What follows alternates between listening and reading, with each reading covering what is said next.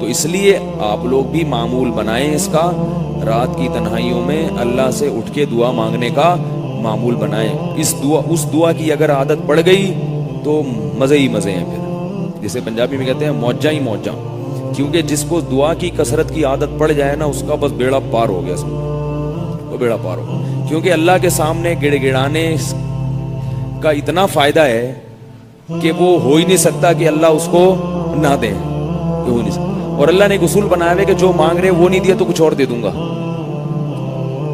تو پھر تو موجہ ہی موجہ ہے کہ نہیں. لیکن ان لوگوں کے لیے جن کو اللہ پر ایمان ہے. حدیث میں آتا ہے رسول اللہ صلی اللہ علیہ وسلم نے فرمایا اللہ اپنے بندے کی دعا اس وقت تک قبول کرتے ہیں جب تک کہ وہ مانگتے مانگتے تھک نہیں جاتا. اور تھکنے کا کیا مطلب؟ یعنی وہ یوں نہیں کہتا کہ میں مانگ رہا ہوں اور قبول نہیں ہو رہی. جب یہ کہتا تو پھر نہیں ہوتی.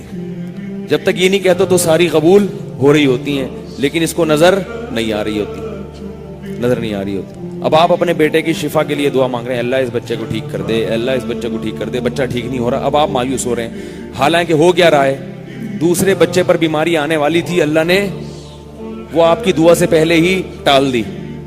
وہ تو نظر نہیں آ رہی نا آپ کو.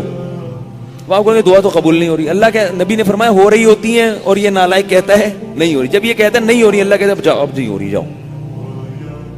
اب تم کہہ رہے تھے نا نہیں ہو رہی، جاؤ. جب تمہارا میرے بارے میں یہ خیال ہے کہ میں قبول نہیں کرتا تو نہیں کروں. ایک بزرگ کا واقعہ بیان کیا جاتا ہے کتابوں میں، واللہ عالم مستند ہے یا نہیں ہے، لیکن اس سے جو سبق ملتا ہے وہ سبق بہرحال صحیح ہے کہ وہ حج کرنے جاتے تھے. جب بھی حج سے فارغ ہوتے دعائیں بھی مانگتے اللہ قبول کر لے، تو غیبی آواز آتی کہ قبول نہیں ہوا، یا خواب میں آتا ان کو کہ قبول نہیں ہوا. پھر جاتے حج کرنے. ایسے کئی حج کیے، ہر دفعہ جواب ملتا نہیں. تو انہوں نے اپنے کسی مرید کو بتایا. انہوں نے کہا حضرت پھر حج کیوں کرتے ہیں جب بار بار؟ انہوں نے کہا میں اس کے علاوہ اور کیا کروں بھائی، میرے بس میں جو ہے وہ میں تو کروں گا نا. وہ اللہ کی قدرت نہیں قبول کر رہا، لیکن میں تو اب اس کے علاوہ کچھ نہیں کر سکتا بھائی. یہ تو نہیں کہ اللہ کے در کو چھوڑ کے اگر اللہ کسی کی دعا قبول نہیں کر رہا تو کیا مندر میں جائیں ہم؟ بھگوان کے یعنی جو بت ہیں ان کے پاس جائیں، بولیں یار وہ تو مان نہیں رہا تو کر دے. تو یہ کہاں سے کرے گا؟ کل میں نے بیان کیا تھا نا، اگر اسلام کسی کی سمجھ میں نہیں آ رہا تو کیا عیسائیت سمجھ میں آ رہی ہے کہ یہودیت سمجھ میں آ رہی ہے؟ بھائی ہمارے پاس تو کیا ہے؟ یہی ہے، یہی قرآن ہے. ہم اسی کو سمجھ میں نہیں آ رہا تو یہ ہماری عقل کا فالٹ ہے، عقل کا فالٹ ہے. لیکن اتنے بڑے فالٹ ہم نہیں پیدا کر سکتے کہ اسلام سمجھ میں نہیں آ رہا اور ہندو مذہب آ جائے ہماری سمجھ میں، عیسائیت سمجھ. اتنے بڑے پاگل نہیں ہے بھائی. ساری باتیں تو کسی کی بھی پوری سمجھ میں نہیں آتی بھائی. دنیا میں کوئی بندہ ایسا ہے جو آج تک پورا سمجھ میں آ جاؤ؟ کوئی بھی ایسا نہیں ہے. یہاں بہت سے ایسے لوگ ہیں جو مجھے سمجھتا ہوں یار یہ کافی سمجھ گیا ہوں اس کو میں. ایک واٹس ایپ پہ کسی نے کتاب بھیجی، ایک وہ کارٹون ہوتا ہے نا، اتنی لمبی کتاب ہے نا، وہ اتنی موٹی، اس کے چند صفحات ایک آدمی پڑھ رہا ہے اور اس کتاب پہ لکھا ہوا ہے عورت کو سمجھنے کی کتاب. اس پہ کیا لکھا ہوا ہے؟ اس کا میاں بیٹھا ہوا ہے، اس کو سمجھنے کی کوشش کر رہا ہے. اس کتاب پہ کچھ صفحات پڑھے ہیں اور دکھایا وہ اتنی موٹی کتاب کے ابھی صفحات کیا ہیں باقی ہیں. اس کو اپنی بیوی سمجھ میں نہیں آ رہی، اس کو سمجھنے کی کوشش کر رہا ہے، لیکن اس میں صدیاں لگ جائیں گی کیونکہ بہت موٹی کتاب ہے. تو دنیا میں پورا سمجھ میں کسی کا کوئی بھی، تبھی تو یہ فلم کا لفظ ایجاد ہوا ہے. لوگ کہتے ہیں یار یہ بہت بڑی فلم ہے، کہتے ہیں نا بہت بڑی فلم اس کو کہتے ہیں جو زیادہ تر سمجھ میں نہ آ رہا ہو، تھوڑا سا آ رہا ہو، اس کو کہتے ہیں بہت بڑی فلم ہے. اور جو بالکل ہی سمجھ میں نہیں آ رہا ہو اس کو کہتے ہیں یہ انگلش فلم ہے 3 گھنٹے کی فلموں کے ساتھ. ایک دفعہ گلشن اقبال میں ہمارے ایک شاگرد تھے، انہوں نے کسی بندے کے بارے میں کہا کہ یہ بندہ انگلش فلم ہے اور 3 گھنٹے کی گانوں کے ساتھ. کیا مطلب انگلش فلم ہے 3 گھنٹے کی گانوں کے ساتھ؟ انہوں نے کہا انگلش فلم 3 گھنٹے کی نہیں ہوتی، 2 گھنٹے کی ہوتی ہے. دوسرا اس میں گانے نہیں ہوتے. تو اس نے کہا یہ ایسی فلم ہے تو انگلش مگر ہے کتنے گھنٹے کی؟ 3 گھنٹے، اور گانے بھی ہیں اس میں. یعنی ایسی فلم جو ابھی تک دنیا میں بنی وہ والی فلم. میں نے کہا وہ پتہ نہیں، لیکن تم بہت بڑی فلم ہو یار.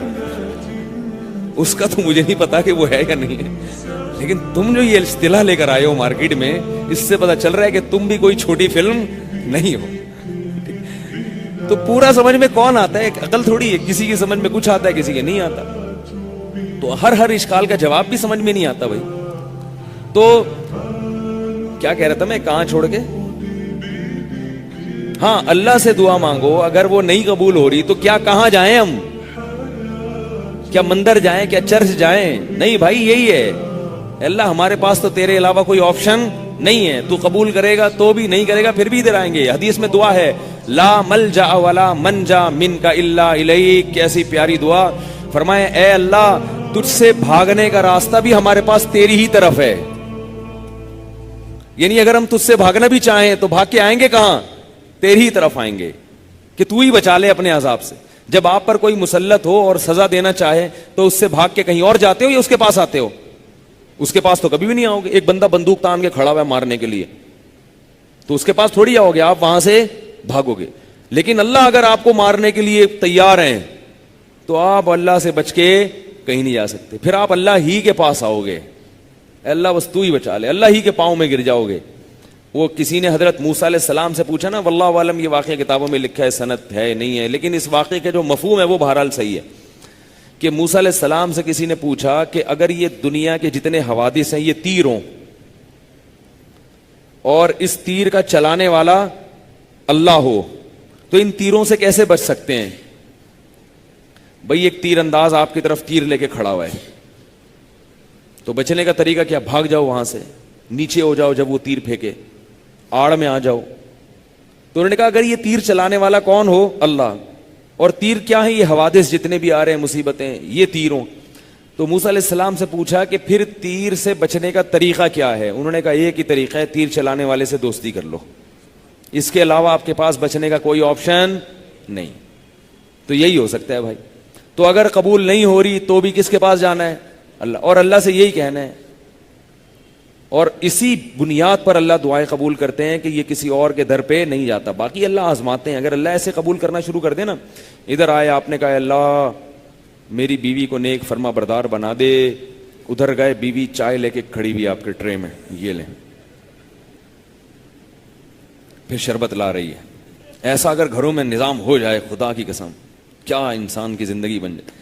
اور پھر آپ لیٹے تو پاؤں دبا رہی ہے, آپ کہہ رہے نہیں بیگم یہ تکلف نہیں, نہیں یہ تو میرا فرض بنتا ہے, آپ میرے سر کے تاج ہیں, آپ ہی تو ہیں جو اس گھر کا کرایہ بھی دیتے ہیں, گیس بجلی کا بل بھی دیتے ہیں, کما کے لاتے ہیں, چاہیے نا.